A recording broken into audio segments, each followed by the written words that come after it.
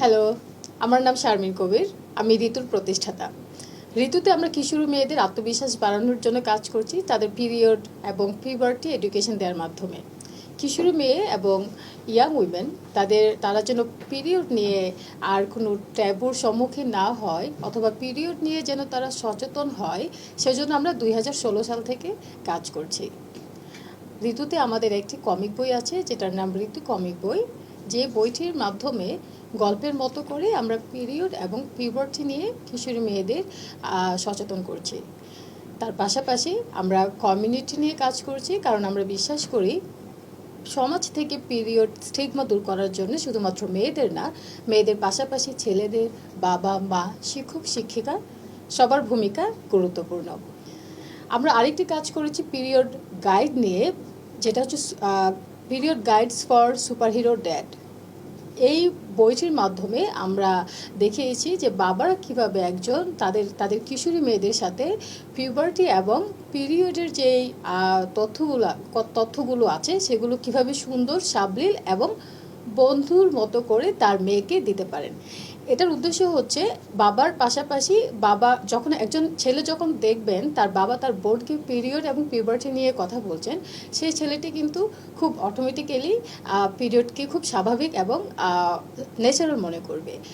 এর পাশাপাশি আমাদের আছে ঋতু রিইউজেবল স্যানিটারি ন্যাপকিন, যেটি বিশেষায়িত কাপড় দিয়ে তৈরি এবং পরিবেশ বান্ধব। মেনস্ট্রুয়াল হাইজিন ম্যানেজমেন্ট নিয়ে কাজ করতে গিয়ে অনেকগুলো দেশীয় এবং বিদেশ থেকে স্বীকৃতি পেয়েছি। এর মধ্যে বেশ কিছু আছে, যেরকম আমি সুইডিশ ইনস্টিটিউটের একজন অ্যালামনাই, অ্যাকিউমেন ফেলো, এবং এর পাশাপাশি আমি অনেকগুলো ইনকিউবেশন এবং অ্যাক্সেলারেটর প্রোগ্রামে পার্টিসিপেট করেছি। বাংলাদেশ গভর্নমেন্ট এবং ইউনিসেফের একটি জয়েন্ট প্রজেক্ট আছে যেখানে তারা কিশোরীদের এসএলএসএ নিয়ে কাজ করছে। আমি সেখানে একজন কনসালটেন্ট হিসেবে ভূমিকা পালন করছি। পাশাপাশি BRAC university, WaterAid Bangladesh, Burnet institute একটি স্টাডি করছেন, যেখানে আমি একজন ন্যাশনাল কমিটি মেম্বার হিসেবে দায়িত্ব পালন করছি।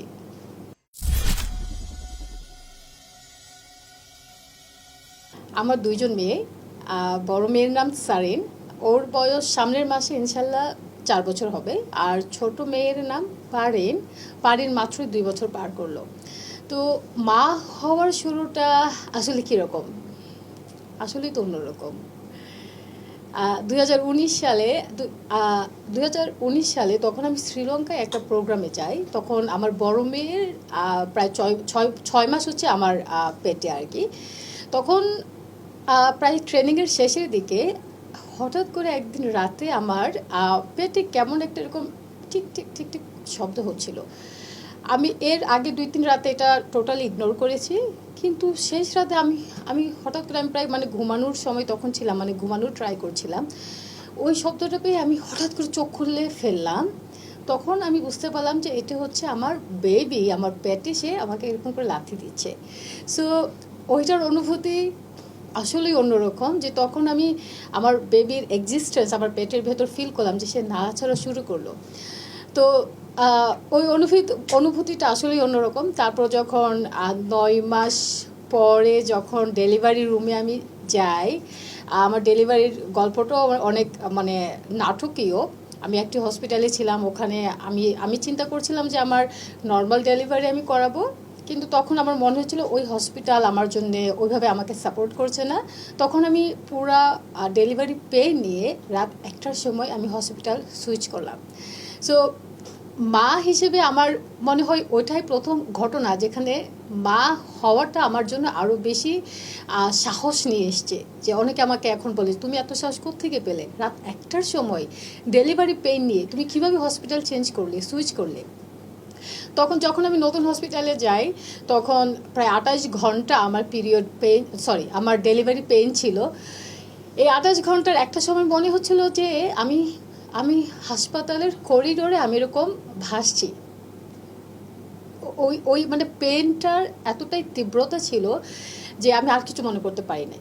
বারবার মনে হচ্ছিল যে জাস্ট ওই যে জীবন আর মরণের যে সন্ধিক্ষণ বলে, আমার মনে হচ্ছিল আমি ওই সময়টাই, আমি যে কোনো সময় হয়তো আমি চোখ বন্ধ করে ফেলবো আজীবনের জন্য, আর হয়তো খুলবো না। তারপর পেইন না নিতে পেরে মনে হচ্ছিল একবার আমি আমি ক্লিয়ারলি আমি স্বপ্ন আমার চোখে ভাসছে যে আমি হসপিটালের করিডোরে আমি ভাসছি, সেখানে আরও অনেক পেশেন্টস আছে, আমি তাদের উপর দিয়ে ভাসছি, পেইনটা আমার এতটুকু ছিল। তারপর আলহামদুলিল্লাহ আমার বড় মেয়ে দুনিয়াতে আসলো। তো ওই তখন 8টা 17 বাজে, ঠিক এশারের আজান যখন পড়ছে আমি শুনছিলাম, তখন আমার মেয়ে এই দুনিয়াতে আসলো। এরপর যখন ছোট মেয়ে হলো, সে ভয়টা পাচ্ছিলাম যে আসলে কত ঘন্টা আবার ডেলিভারি পেইন নিতে হয়। তো আলহামদুলিল্লাহ খুব বেশি হয়নি, হসপিটালে যাওয়ার প্রায় 2 ঘন্টা পরেই আমার ছোট মেয়ে দুনিয়াতে আসে। আমার মেয়েরা বলবো যে অল্প বয়সে, মানে যেহেতু 4 বছর আর 2 বছর, ওরা অনেক সাপোর্টিভ। যেরকম আমি ওদের ছোট রেখে আমি দেশের বাইরে গিয়েছি ট্রেনিংয়ে, ওদেরকে ইভেন 2.5 মাস রেখেও আমি মিটিংয়ে গিয়েছি। ইম্পর্ট্যান্ট মিটিং ছিল ঢাকার ভেতরে ইম্পর্ট্যান্ট মিটিং ছিল, ওগুলো আমার অ্যাটেন্ড করতে হয়েছে, কিন্তু তারা ফুললি সাপোর্ট করেছে আমাকে। মানে তাদের রিয়েকশন কখনোই এত ক্রস করেনি যখন আমার মনে হয়েছিল যে না, আমার হয়তো তাদের পাশেই থাকা উচিত, আমার হয়তো কাজগুলো আরও পরে করা উচিত। তো সেইভাবে যেরকম আমি যেরকম আমার বাচ্চাদের লালন পালন করছি আমার বাচ্চা হিসেবে, তারাও কিন্তু মা হিসেবে আমাকে লালন পালন করছে। আমার মা আম্মা ডাকি। তো আম্মা আসলে আমাদের খুবই স্বাভাবিকভাবেই বড় করেছেন। মানে স্বাভাবিক বলছি এই কারণে যে কখনো কোনো কোনো কিছুর জন্য প্রেশার দিতেন না, না পড়াশোনার জন্য, না বাইরে যাওয়ার জন্যে, না ফ্রেন্ড হিসেবে একজন ছেলে ফ্রেন্ড থাকার জন্যে। আমাদের কখনোই ওই রেস্ট্রিকশনসগুলো মায়ের কাছ থেকে বা বাবার কাছ থেকে কখনোই আমরা পাইনি। তো সেই কারণে যেটা দেখা গেছে, আমরা আম্মার যে গুণগুলো এগুলো সহজেই অনেকগুলো নিতে পেরেছি। যেমন একদিন আমি পুকুরে সাঁতার কাটতে গিয়ে আম্মা আমাকে একটা কাপড় দেয় ধোয়ার জন্যে। সো অনেক অনেক পানি ছিল, বর্ষাকাল, আমি কলা গাছের ভেলা নিয়ে খেলছিলাম অন্যান্য ছেলে মেয়ের সাথে। সো তখন আমি কাপড়টা হারিয়ে ফেলি, মানে অনেক পানি আমার হাত থেকে ছুটে গেছে। এক সময় আম্মা আসলো, আম্মা এসে স্বাভাবিকভাবে শুনলো যে কাপড়টা হারিয়ে গেছে। আমি দেখলাম যে আম্মা পুকুর পাড়ে বসলেন। আম্মা তখন তখন পান খাচ্ছিলেন, পান খাওয়ার ফলে ঠোঁটগুলো মোটামুটি একটু লাল ছিল। আম্মা পুরোপুরি নির্ভর, কোনো টেনশন নাই। ইভেন আমাকে একটা কথা বলেননি যে কেন তুই কাপড় হারিয়ে ফেলে, এরকম কিছু। সুন্দর করে পুকুর পাড়ে বসলেন, তারপরে এনজয় করলেন আমরা কি করছি, যা করছি, সাঁতার কাটছি। আমরা চেষ্টা করছিলাম কাপড়টা যেন খুঁজে পাওয়া যায়, কিন্তু আসলে পাইনি, কিন্তু আম্মা কিছু বলেনি। তো আমার আম্মা আসলে ছোটোবেলা থেকেই আমাদের ওইভাবেই বড় করেছেন, পুরোপুরি আস্থাটা রেখেছেন আমাদের উপর। আর ওই আস্থাটা থেকে আসলে আমি যখন মা, অনেক কিছু আমি রিফ্লেক্ট করার চেষ্টা করি, প্র্যাকটিসে আনার চেষ্টা করি। যেরকম আমার মেয়েরা যদি কিছু ভেঙেও ফেলে, নষ্টও করে ফেলে, আমি কখনো তাদেরকে বকাঝকা করি না বা টেনশনও নিই না যে হাই হাই কেন এটা হলো। এই জিনিসগুলো আসলে আমি আমার কাছ থেকেই শিখেছি।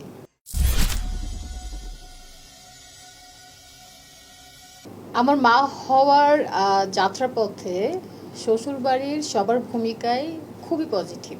আমি আমি কখনো বিয়ের পর ডিস্টিংগুইশ করতে পারিনি যে আমার মা বাবা, আমার শ্বশুর শাশুড়ি, আমার দুজনকে মনে হয় সর্বোচ্চ যে সম্মান আমার মা বাবা। তো ওরা যে সাপোর্টগুলো দিয়েছেন, যেমন ধরেন আমার মেয়েদের যখন একদম অল্প বয়সে রেখে আমি কোথাও বাইরে যেতাম, ওরা কিন্তু, বা আমার যখন দেশের বাইরে যেতে হতো কাজে, ওরা গ্রাম থেকে শহরে চলে আসতেন তাদের সাথে থাকার জন্য, তাদেরকে সাপোর্ট দেওয়ার জন্য। এবং বাংলাদেশের অধিকাংশ শ্বশুর শাশুড়ি যেমন হয় যে এটা করবা না, ওটা করবা না, আমি আসলে এই ধরনের কিছু ফেস করিনি আলহামদুলিল্লাহ। এর একটা কারণ হচ্ছে যে ওরা আমাকে সবসময় মেয়ের মতো দেখেছেন, আমি ওনাদেরকে মা বাবার মতো দেখেছি। তো পুরো যাত্রাপথে যে মা হিসেবে যে কিছু চ্যালেঞ্জেস থাকে, মানে সমাজ থেকে বা শ্বশুর শাশুড়ির পক্ষ থেকে বিশেষ করে, আমি আসলে আলহামদুলিল্লাহ এরকম কিছু ফেস করিনি।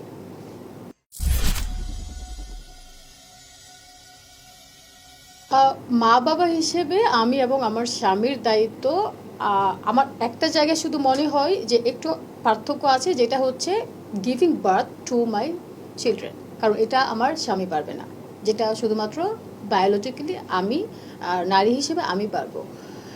এছাড়া আমার মনে হয় না। আর ব্রেস্ট ফিডিং আরেকটা আছে, যেটা আমি ছাড়া আমার হাজব্যান্ড বা আমার স্বামী পারবে না। এই দুইটা জিনিস ছাড়া আমি আসলে কোথাও পার্থক্য দেখতে চাই না। যেরকম সকালবেলা যখন অনেক সময় আমি ঘুম থেকে ওঠার আগে বাচ্চারা যখন উঠে পটি করে, ও কিন্তু ক্লিন করে, ও ও অনেক সময় আমার জন্য অপেক্ষা করে না যে আমি ঘুম থেকে উঠে ওদেরকে অ্যাটেন্ড করব। আবার অন্য সময় দেখা যায় যে ও যখন মিটিংয়ে যখন ব্যস্ত থাকে রুমের ভেতর দরজা লাগিয়ে, আমি কিন্তু বাচ্চাদের টেক কেয়ার করছি। তো ভূমিকাটা আসলে সমানভাবে আসতে হবে, সেটা আমি বিশ্বাস করি এবং আমার বাসায় সেটাই আমি প্র্যাকটিস করার চেষ্টা করি।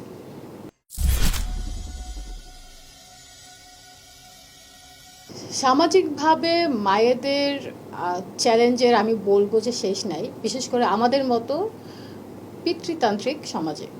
একজন নারী যখন একজন বাচ্চার জন্ম দিচ্ছেন, তখন কিন্তু সমাজ ওনাকে বলছেন যে যত কষ্টই হোক, যত চ্যালেঞ্জই হোক, every time is perfect, every moment is perfect in motherhood. But আসলে তো তা না। একজন মা যখন, একজন নারী যখন বাচ্চার জন্ম দেন, বিশেষ করে পরবর্তী 6 মাস বা তারপরে যে কোনো সময়, তার ব্লু মুন নামের যে একটা পিরিয়ড আছে, সেই জিনিসটা আমরা অনেকে ইগনোর করি। তো সমাজ কিন্তু বলে না যে এই সময়টায় তুমি যখন ডিপ্রেশনে থাকবা বা বাচ্চা পালতে পালতে তুমি যখন টায়ার্ড হয়ে যাবা, তখন তুমি রেস্ট নাও, তুমি নিজেকে সময় দাও, তুমি ঘুরতে যাও। আমাদের সমাজ এগুলো কখনো বলে না, বরং উল্টাটা শেখায় যে যখন তুমি মা হবা, যেদিন তুমি মা হবা সেদিন থেকেই তোমার পার্সোনাল সব কিছু বলে দিতে হবে বাচ্চাদের জন্য। সো এই যে সমাজ থেকে আরোপিত এই ধরনের মিথস, এগুলো আসলে আমাদের নারীদের অনেক ক্ষেত্রে পিছিয়ে রাখছে।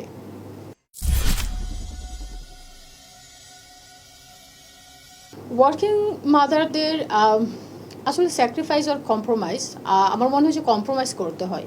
সো কম্প্রোমাইজ কি, যেরকম সারাদিন তার বাচ্চাকে দেখতে পায় না অনেক সময়, কারণ কাজের জন্য বাইরে থাকতে হয়। সো ওই সময়টাই আমার মনে হয়, আমার অভিজ্ঞতা থেকে বলছি যে প্রতিটি মাই কিন্তু তার বাচ্চাদের প্রতিটি মোমেন্টকে মিস করে, যে এখন তারা কি ঘুমাচ্ছে, এখন তারা কি খাবার খাচ্ছে, বা এখন কি খেলছে। এখন যদি আমি বাচ্চাদের সাথে থাকতে পারতাম, এই যে না থাকতে পারার যে একটা আকুতি, এটা কিন্তু আমার মনে হয় প্রায় সব মায়েরই আছে।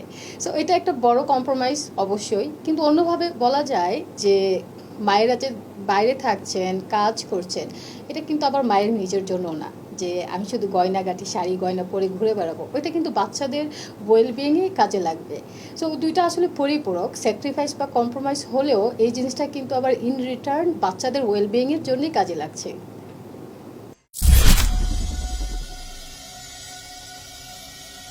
প্রথম কথা হচ্ছে, মা হিসেবে আমি বাচ্চাদেরকে কিভাবে জেন্ডার ইকুয়ালিটি শেখাচ্ছি, সেটা হচ্ছে আমি এবং আমার স্বামী বা তাদের বাবা তাদের সামনে কি ভূমিকায় আসছে। যেরকম আমরা কনসিয়াসলি যে কাজগুলো করি, আমি আমার স্বামীর নাম পরাণ, পরাণ বলি তাহলে অনেক সহজ হয়ে যাবে। যে পরাণ কিন্তু অনেক রান্না করে, পরাণ কিন্তু ঘরও ঝাড়ু দেয়, পরাণ আমার রেগুলার প্রতিদিনের কাপড়গুলো, এটা তার ম্যান্ডেটরি দায়িত্ব। পরাণ হচ্ছে কাপড়গুলো ধুয়ে দেয়। সো এই কাজগুলো কিন্তু আমার মেয়েরা দেখছে যে বাবাও এই কাজগুলো করছে। অন্যদিকে আমি বাইরে যাচ্ছি, টাকা পয়সা রোজগার করছি, বাচ্চাদের পছন্দ মতো জিনিস কিনে আনছি, এনে বলছি বলো তো এটা কে গিফট করেছে, ওরা বলতে পারে মা। সো এই যে জেন্ডার ইকুয়ালিটির ধারণা, ওরা কিন্তু আমি আনলে বলবে মা, বাবা আনলে বলবে বাবা।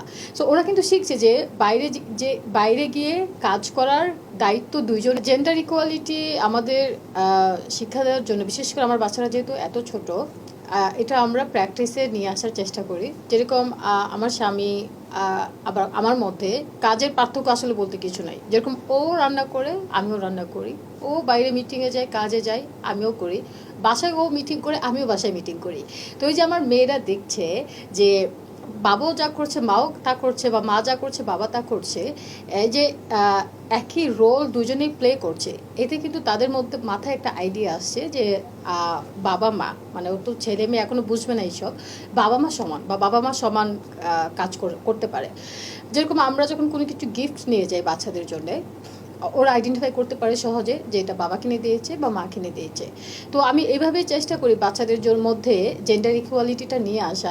যেরকম আমার হাজব্যান্ডের নাম পরাণ, পরাণ ঘরও ঝাড়ু দেয়, বিছানা গোছায়, ঘুমানোর আগে বাচ্চাদের রেডি করে বাচ্চাদের খাবার খাওয়ায়। সো এই কাজগুলো সে রেগুলার করে, পাশাপাশি সে আমার কাপড়ও ধুয়ে দেয়। এবং আমিও তার জন্য যেরকম দেখি সকালবেলায়, অনেক ম্যাক্সিমাম সময় সকালবেলা তাকে আমি নাস্তাটা রেডি করে দিই। সে এই যে ইন্টারচেঞ্জেবল রোলসগুলো, এগুলো আসলে আমাদের বাচ্চাদের শেখাচ্ছে যে বাবা মা সমান কাজ করছে বা বাবা মা সমানভাবে সব কিছু করতে পারে।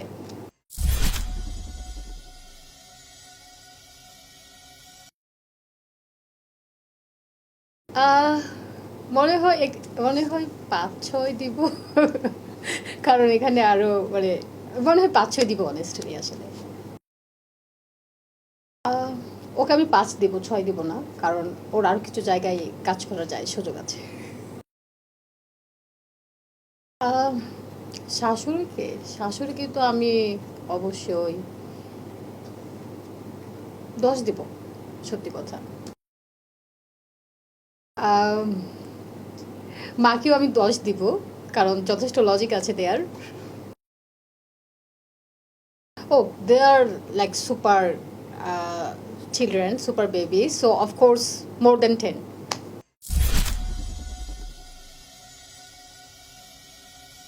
অনেক নার্ভাস এতক্ষণে।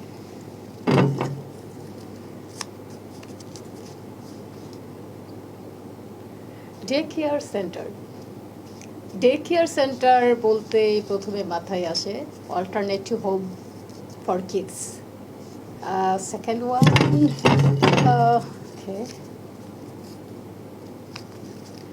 শ্বশুর শ্বশুর বাড়ি, মেয়ের আসল বাড়ি। ও না, আসলে I don't believe in this type of information, because মেয়ের বাড়ি শ্বশুর বাড়ি হবে, বা শ্বশুর বাড়ি মেয়ের আসল বাড়ি হবে, এটা ডিসাইড করবে আসলে একজন মেয়ে, তার জন্য আসল বাড়ি কোনটা। সে কি নিজে যে একটা বাড়ি বানিয়ে নেবে, নাকি তার বিয়ের পর তার স্বামী যেই বাড়িতে তাকে তুলবে, বা যেই বাড়ি থেকে সে এসছে, যেটা তার বাবার বাড়ি আমরা বলি, সেটা ডিপেন্ড করে আসলে তার ব্যক্তি নারীর উপর। থার্ড ওয়ান, ওকে, আসলে আমি অন্যটা তুলতে চাইছিলাম, রাজনীতি। খুবই খুবই খুবই ইন্টারেস্টিং একটা কি বলবো, ইন্টারেস্টিং একটা এরিয়া। আমার মনে হয় যে আমি যদি আবার পড়াশোনার সুযোগ পেতাম একাডেমিক্যালি, আমি ইন্টারন্যাশনাল পলিটিক্স বা রাজনীতি নিয়ে পড়াশোনা করতাম।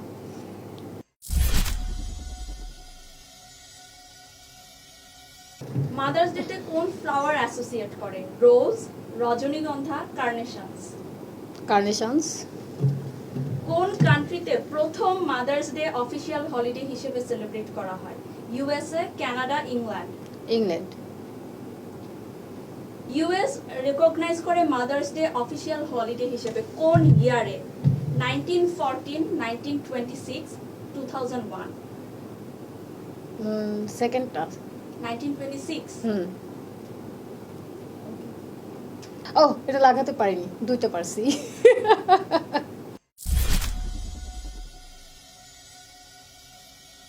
হার্নেটকে আসলে আমি কিভাবে চাই, বা হার্নেট কি ধরনের প্রোগ্রাম করুক, সেটা যদি আমি চাই, আমাদের দেশে অনেক মেয়ে আছে গ্রামাঞ্চলে বিশেষ করে, বা শহরেও, যারা জীবনে কিছু একটা করতে চায়, কিন্তু আসলে কিভাবে করবে তাদের সামনে ওই রকম কোনো রোল মডেল নাই।